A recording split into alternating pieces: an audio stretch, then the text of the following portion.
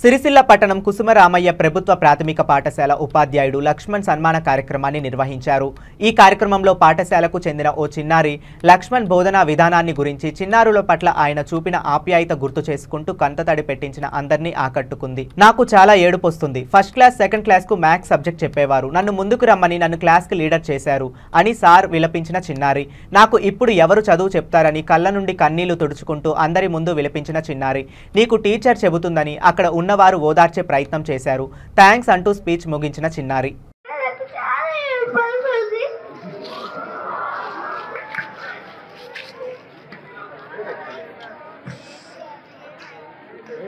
Laxman sir మాకు first class maths చెప్పేవాడు, second class లో కూడా మ్యాథ్స్ చెప్పేవాడు।